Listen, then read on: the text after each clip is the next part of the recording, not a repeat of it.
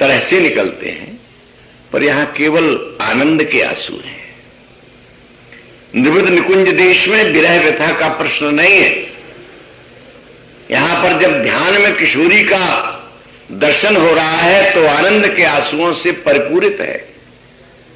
प्रेमाश्रुपूर्णो हरि, क्या अनुभूति है बोले हमारे वचनों में नहीं आ सकती। वो है केनाप्यद्भुत मुल्लस रतिरसानंदेन, रतिरस के आनंद से उनका अंतर उज्जृंभमान है, खिलखिल उठता है। जिस आनंद में वो डूब जाते हैं वो अस्मदादि विषय कीट प्राणियों की न तो चिंतन का विषय है और न वर्णन का विषय है, क्योंकि वहां हमारी गति ही नहीं है। केनाप्यद्भुत मल्ल सद्रतिरसानंदे, अरे आनंद स्वरूप है श्री कृष्ण। भागवतकार मंगलाचरण में कहते हैं सच्चिदानंद रूपाय विश्वोत्पत्त्यादि हेतवे तापत्रय विनाशाय श्री कृष्णाय वयम नुमः।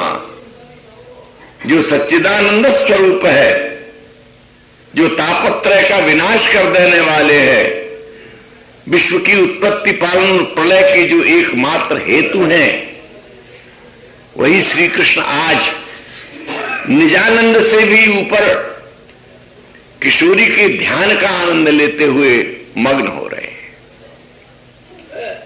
कौन सा आनंद है बोले कि ना भी हम उसका वचन नहीं कर, वर्णन नहीं कर सकते।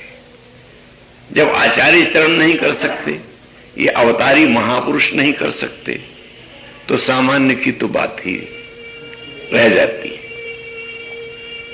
साराधेति सदा हृदय स्फुरतु में, आकांक्षा करते हैं, अभिलाषा करते हैं, ऐसी जो वह राधा हरि की आराध्या मेरे हृदय में स्फुरित हो।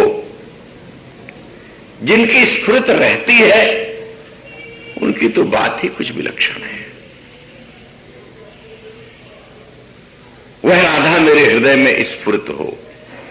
कृपा पूर्वक स्फुरित रहने का हेतु भी बता देते। कैसे स्फुरित होगी बोलिए, विद्या पराद्रक्षरा,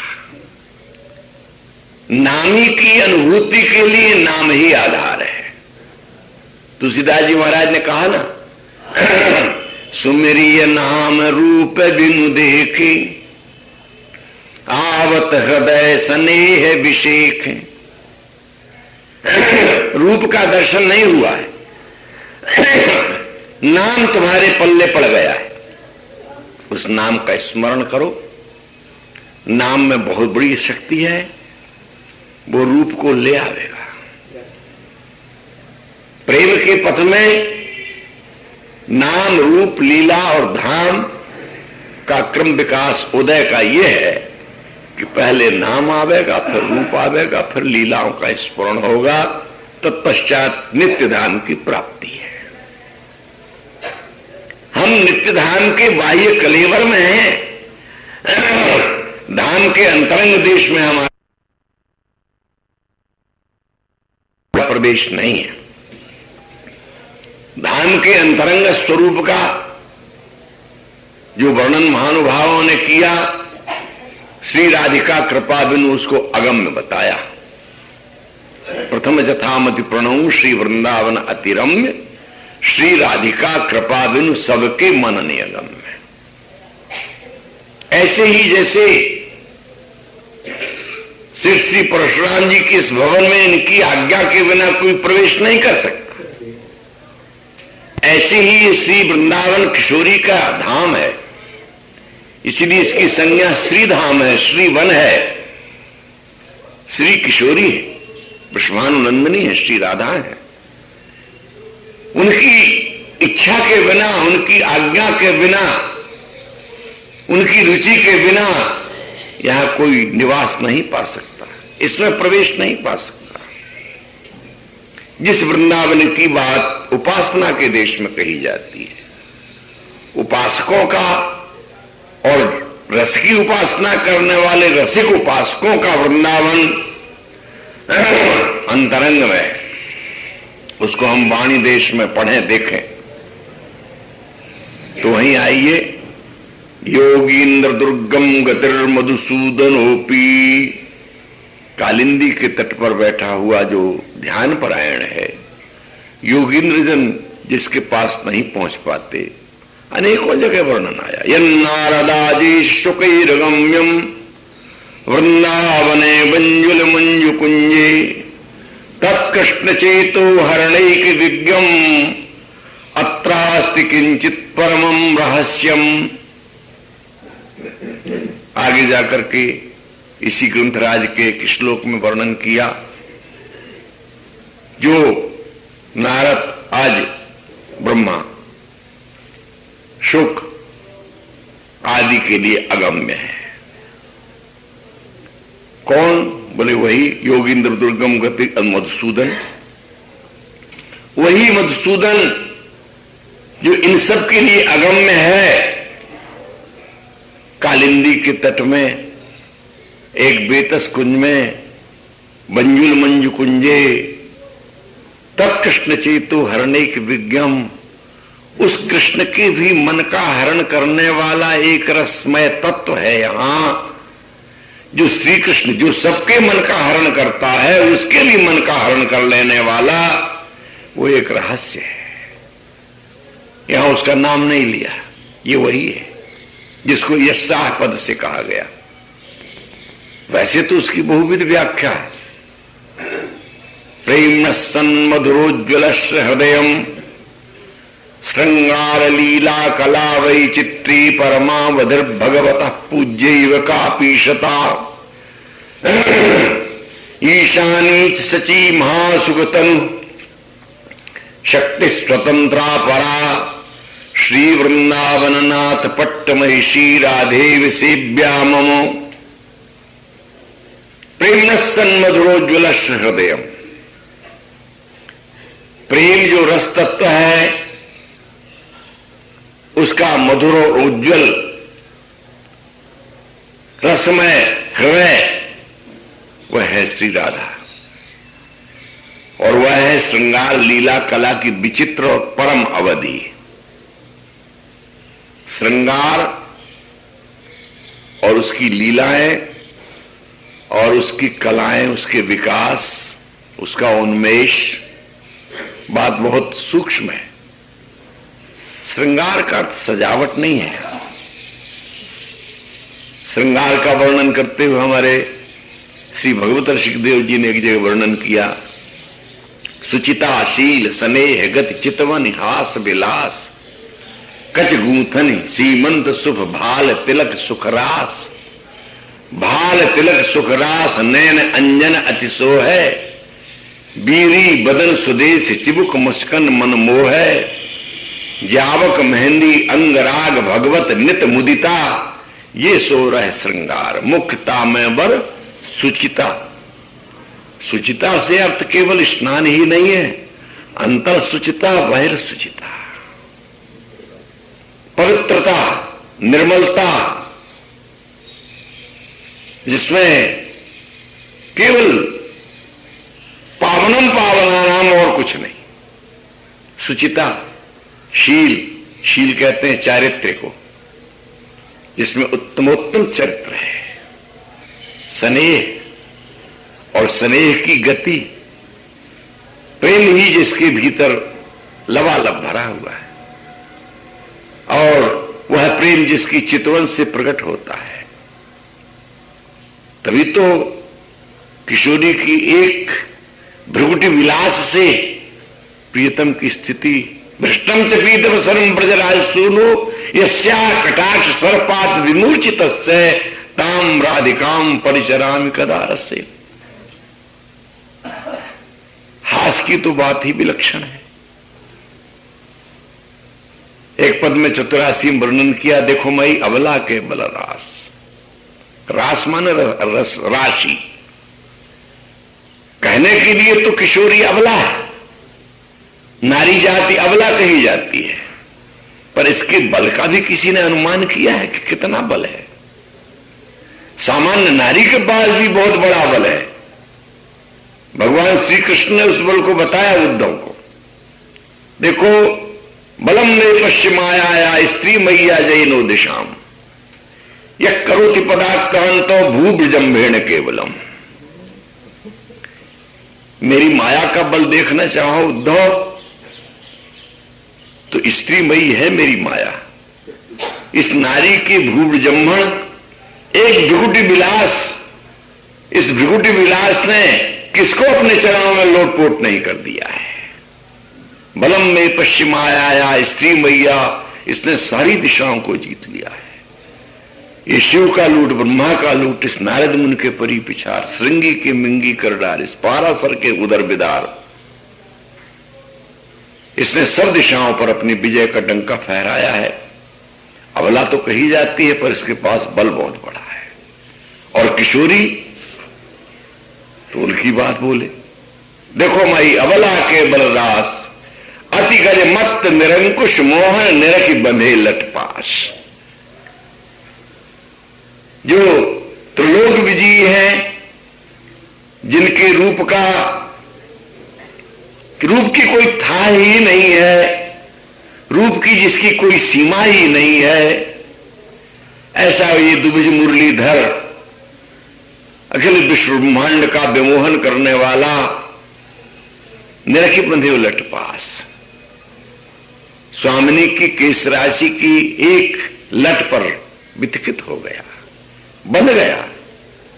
अब ही पंगु भई मन की गति बिनु उद्यम अनयास। वृषभानुनंदिनी की ओर से न कोई प्रयास है, न कोई उद्यम है इसको वशवर्ती करने का, किंतु ये अपने आप बंध गया। तब की कहा कहो जब प्रिय प्रति चाहती भृगुटी विलास। यदि इच्छा पूर्वक अपने भृगुटी का विलास दर्शन करा दें, तब तो फिर अवर्णनीय बात कह नहीं सकते क्या हो जाए। कच्छ संयमन ब्याज हुई दर्शति मुस्कनी बदन विकास। बिखरी हुई केश राशि को संयमित करने के लिए किशोरी ने अपने अवगुंठन को हटाकर जब कबरी के साथ में उस लट को संयुक्त करना चाहा तो दयापूर्वक, परंतु हो गई निर्दयता। अवगुंठन रहित मुखमंडल दर्शन में आया और दोनों भुजाएं उठ करके कर कमल जाकर के कबरी के साथ जुड़ गए। एक अनुपम छटा प्रकट हो गई। और बिहारी सतसई में एक जगह लिखते हैं, काको मन बांधे नहीं जूरो बांधन हारी। ये जूड़ा बांधने वाली किसका मन नहीं बांध लेगी। इसमें कथन में यह है कि एक अनुपम सौंदर्य प्रकट हुआ और प्रियतम वितकित हो गए। तो सखी कहती है, हा हरिवंश अनीत रीत हित। अरे इस तत्सुखमय प्रेम के राज्य में भी अन्याय है। प्रेम तो कई प्रकार का है, पर नवनिवृत्त निकुंज देश में तो केवल तत्सुखमय प्रेम है। किशोरी का जो भी अनुवर्तन है, जो उनकी चर्या है, हंसना है, बोलना है, देखना है, सब प्रियतम के लिए है, उनके सुख के लिए है। और प्रियतम का जो कुछ है सब किशोरी के सुख के लिए है। किंतु यहां तो सुख की जगह दुख की सृष्टि होने लगी। हा हरिवंश अनीत रीतित, अरे कतदार तंत्रास। प्रियतम को ये पीड़ा क्यों दे रही हो। सारांश में अबला की बलराशि। ये अबला श्रृंगार लीला कला की विचित्र और परम अवधि है। श्रृंगार की बात और लीला की और लीला कलाओं की बात जरा विस्तार मांगती है। समय कहता है कि रुको, तो रुकेंगे। किशोरी का स्वरूप विशुद्ध श्रृंगारमय है, विशुद्ध रसमय है। ये आह्लादनी शक्ति के रूप में भी पुराणों ने इसका वर्णन किया है। राधावल्लभी संप्रदाय के साहित्य में आह्लादनी शक्ति के रूप में नहीं, आह्लादनी माने जो प्रियतम को आह्लाद देती है, इस अर्थ में है। और परवर्ती काल में इसका प्रयोग हुआ है। गोस्वामी हरिवंश जी ने कहीं भी आह्लादनी नहीं कहा। उनकी परंपरा में कई पीढ़ियों तक न किसी संत ने और न किसी आचार्य ने आह्लादनी कहा। सबसे पहले रूपलाल गोस्वामी ने संवत 1800 के लगभग आह्लादनी माना और चाचा वृंदावन दास ने भी आह्लादनी शब्द का प्रयोग किया। पर अनुसंधान करने पर यह पता चलता है कि आह्लादनी शक्तिमान के अधीन शक्ति नहीं माना। प्रियतम को आह्लाद आनंद देने वाली जो है उसका नाम आह्लादनी है। शक्ति शक्तिमान का विचार नहीं किया है। अस्तु, श्रृंगार लीला कला वैचित्री परमावधि, और सबसे बड़ी बात भगवतः पूज्य कापीशता, जिसके ईशत्व की कोई सीमा नहीं निर्धारित की जा सकती। भगवान भी जिनकी आराधना करता है। भगवान कैसे आराधना करता है ये तो ब्रज साहित्य पढ़िए, देखिए, और वहीं वंदना के रूप में वर्णन कर दिया गया राधा सुधा निधि में। यहां का जो नायक है, स्वामिनी ने जिनको अपना सर्वस्व दिया है, अपना सर्वस्व देने का पात्र स्वीकार किया है, वो है रसघन मोहन मूर्तिम और विचित्र केली महोत्सवोल्लसितम। वो रसघन मोहन मूर्ति है और विचित्र प्रकार की जो रसमयी केली है उनके उल्लास से निरंतर उल्लसित रहता है। कोई कहेंगे वो भगवान है। नहीं नहीं नहीं नहीं, वो दूरे सृष्टि आदि वार्ता नकलियति मना नारदादीन सुभक्तान श्री दामादे सुहृद भी न मिलती नहरदी स्नेह वृद्धिम सुपित्रो किंतु प्रेमैक सीमाम परम सुधा सिंधु सारई रगाधाम श्री राधाम एव जानन मधुपति रनिशम कुंज वीथी मुपास्ते। वो सृष्टि की वार्ता से दूर है, विस्मृत हो चुका है। उसके अन्य अन्य विभागों में ये सब होता है। कहने का यहां आशय कि इस निकुंज केली में, नृत्य निकुंज केली में, इस रस केली में, इस आनंदोल्लास की केली में दूसरे किसी प्रकार के क्षेपक की गुंजाइश नहीं है। ये अपने आप में पूर्णतम विशुद्ध है। जैसे कोटि कोटि मन दुग्ध हो गए, उसमें एक बिंदु जल मिला दो तो शुद्ध नहीं रह जाएगा। जिसमें एक सीकर भी नहीं मिला है अन्य प्रकार का कोई रस, तो वो है वृंदावन का उज्जवल रस। उसकी विचित्र और परम अवधि किशोरी और उसके आस्वादन के एकमात्र पात्र रसघन मोहन मूर्ति विचित्र केली महोत्सवोल्लसित, वो राधा चरण विलोडित होकर के ही प्राप्त करता है। व्यास जी ने लिखा, तब मेरु मोर मुकुट सांचो जब तू चरण बुहारू। किशोरी जी से प्रार्थना करते हैं प्रियतम कि इस मेरे मयूर पिंछ की सत्यता और इसकी सर्वोपरिता तभी सिद्ध होगी जब आपकी चरण धूलि को इस मयूर पंख से मैं साफ करूं, झाड़ू, बुहारू। तो राधा चरण विलोडित रुचिर शिखंडम हरिम वंदे मान आदि प्रसंग में सभी क्षेत्रों में स्वीकार किया गया। यहां पर प्रियतम भोक्ता बनकर के रस को ग्रहण नहीं करते, प्रियतम याचक बनकर के ग्रहण करते। भोक्ता बनने में तो धृष्टता आती है, अधिकार होता है, स्वकीय नायिका तो बन सकती है, पर श्री किशोरी का स्वरूप नित्य निवृत्त निकुंज में स्वकीय और परकीय दोनों से ऊपर है। भजनदास जी ने अपने एक साखी में कहा है,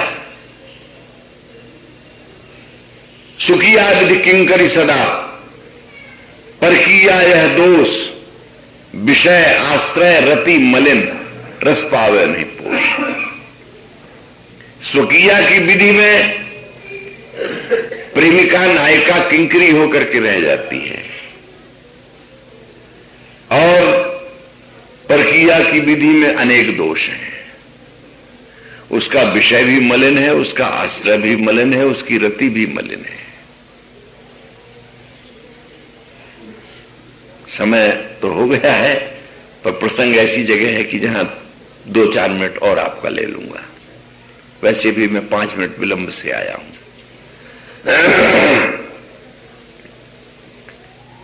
जब गोदावरी के तट पर श्रीमन महाप्रभु चैतन्य देव और राय रामानंद का मिलन हुआ, तो वहां पर उपासना संबंधी बड़े अच्छे प्रश्नोत्तर हुए हैं।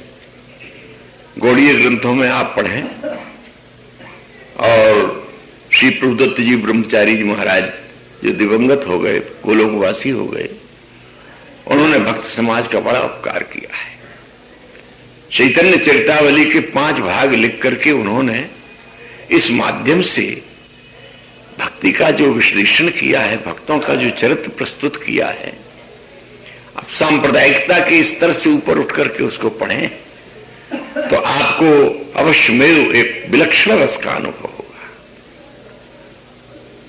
जब दक्षिण यात्रा में गए हैं महाप्रभु चैतन्य देव पुरी से अपने कुछ भक्तों को, छटे हुए भक्तों को साथ लेकर, तो जाते समय में सार्वभौम भट्टाचार्य ने कहा था कि प्रभु यदि दक्षिण में आप जा रहे हैं तो राय रामानंद से अवश्य मिलिएगा।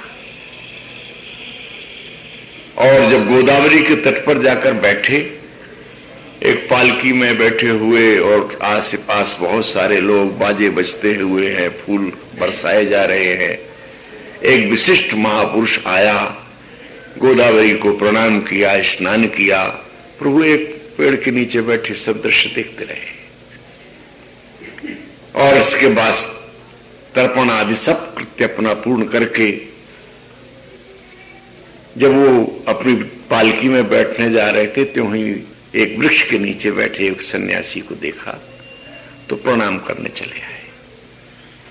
वही राय रामानंद थे। प्रणाम नमस्कार के बाद परिचय हुआ।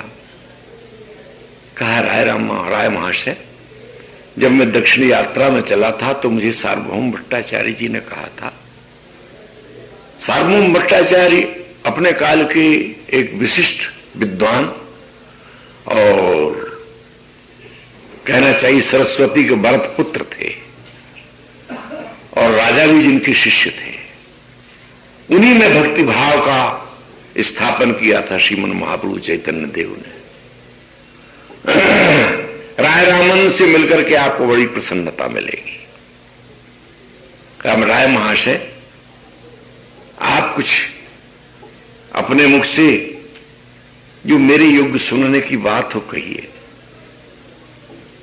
प्रभु ने प्रश्न किया है, इस मानव देहधारी का प्रथम कर्तव्य क्या है, क्या करना चाहिए इसे? का गीता में भगवान ने कहा, स्वे कर्मण्य विरतः संसिद्धिम लभते नरः। भगवान की आज्ञा है प्रभु कि मनुष्य अपने अपने वर्णाश्रम धर्म का ठीक ठीक पालन करे और मोक्ष को प्राप्त करे। तो बहुत धन्यवाद देते हुए बोले, इससे भी आगे कोई बात हो तो कहिए। तब दास्य भक्ति की ओर, फिर सख्य की ओर, संत, यानी इस तरह से क्रम से बढ़ते बढ़ते, और प्रत्येक बार महाप्रभु उनको धन्य धन्य करते चले जा रहे हैं। राय महाशय, मैं शुष्क सन्यासी हूं, पूछने का अधिकार तो मेरा है, आप श्रवण करावेंगे या नहीं मैं नहीं कह सकता। इस सख्यरस से भी आगे कुछ है। तब मधुर रति की बात कही, गोपी प्रीत की बात कहते प्रभु भाव विभोर हो गए। जब फिर सावधान हुए, प्रश्न किया, प्रभु राय महाशय, इससे भी आगे कोई बात है? तब किशोरी और नंदन की प्रीति की बात की, परकीय रति की बात करते चले गए। और किसी यमुना के तट कुंज में किशोरी का और प्रतीक्षारत श्री कृष्ण श्याम सुंदर का मिलन संबंधी एक प्रसंग कह करके उन्होंने एकदम अपने आप को असमर्थ प्रकट कर दिया। वहां एक श्लोक कहा है, वाचा सूचित शर्बरी रतिकला प्रागल्भया राधिका बीड़ा कुंचित लोचना वृचियन अग्रे सखी नामसौ तद्बक्षोरुह चित्रकेलि मकरी पांडित्य पारंगता कैशोरम सफली करोतु कलयन कुंजे विहारम हरि। वाचा सूचित सरवरी, कहीं एकांत में सांकेतिक भाषा में नंद नंदन वृषभान नंदनी के बीच में एक वायदा हो चुका था, अमुक स्थल में अमुक समय में हमारा मिलन होगा। इन फेर दई नथ की मुक्ता उन फेर के फूकी गुलाब कली, कोई समझा कोई नहीं समझा। हाँ? इन्होंने नथ की मोती को घुमा दिया, उन्होंने गुलाब की कली फेंक दिया। कहां मिलन होगा दोनों समझ गए। वाचा सूचित सरवरी, किसके द्वारा? बोले प्रागल्भया राधिका, जो रस प्रगल्भा है उन श्री राधा वृषभानुनंदिनी के द्वारा प्रियतम को जो संकेत दिया गया था उस स्थल में, और एक सखी को पथ प्रदर्शन करने वाली साथ में लेकर के उस एकांत देश में मिलन हुआ। वहां क्या हुआ? बक्षोर चित्र के मकरी पांडित्य पारंगता, जो चित्रकला के पारंगत हैं उन प्रियतम ने, जिनके श्री अंगों में अपनी तूलिका से, अपनी करांगुलियों से चंदन की पत्र रचना की, और इस प्रकार से आगे की बात संकेत में क्या हुआ? बोले कुंज बिहारी नाम को जिन्होंने सार्थक किया, अपनी कैशोरावस्था को जिन्होंने किशोरी के समागम के साथ में सार्थक किया, परिपूर्ण किया, और वहीं चरणों में गिर पड़े राय रामानंद। प्रभु इससे आगे कोई बात नहीं है, ये परकीया रति की बात है। वृंदावन के जो नित्य मिलन के उपासक रसिकजन हैं, वे परकीया रति को वरीयता नहीं देते हैं। वो कहते हैं कि जब बिछुरे तब हो तो दुख मिलते ही हो सिराए, या ही में रस द्वय भय प्रेम कहो क्यों जाए। वियोग में दुख होता है, संयोग में सुख होता है। जब दो हो जाता है ये रस, तो इसको हम कैसे रस कहें? रस तो एक रस होना चाहिए। तब क्या हो? बोले तन मन कह बिछुरे नहीं, चाह बढ़े दिन रैन, और कबहू संजोग न मानही, देखत भरी भरी नैन। जहां दो तन भी न्यारे नहीं सह सकते। परकीया रति का ये दोष बताया कि विषय भी मलिन है, आश्रय भी मलिन है। विषय उसको कहते हैं जो ध्येय होता है, चिंतनीय होता है। वृंदावन के निकुंज ऋषि में विषय किशोरी है और आश्रय श्री कृष्ण। नायक आश्रय है और विषय नायिका है। वेदानुसार, शास्त्रानुसार जो परकीया की रति है, परीक्षित ने प्रश्न ही उठाया है, कृष्णम विदु परम कांतम न तो ब्रह्मतया मुने गुण प्रवाहो परमस्तासाम गुण धियाम कथम। श्री कृष्ण को परब्रह्म परमात्मा मानकर जानकर के गोपियों ने आराधना प्रीति नहीं की, उनको कांत माना है, और उनके अपने पति थे। तावार्य माना पति भी, पितृ भी, भ्रातृ बंधु भी।